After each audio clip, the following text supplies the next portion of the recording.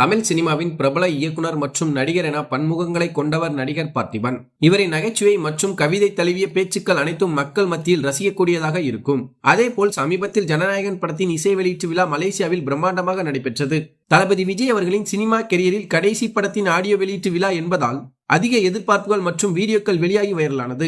அதில் தளபதி விஜய் அவர்கள் salt and pepper hair ஸ்டைலுடன் கோட் சூட் அணிந்து ஸ்டைலாக இருந்ததும் ரசிகர்கள் மத்தியில் பேசப்பட்டு வருகிறது.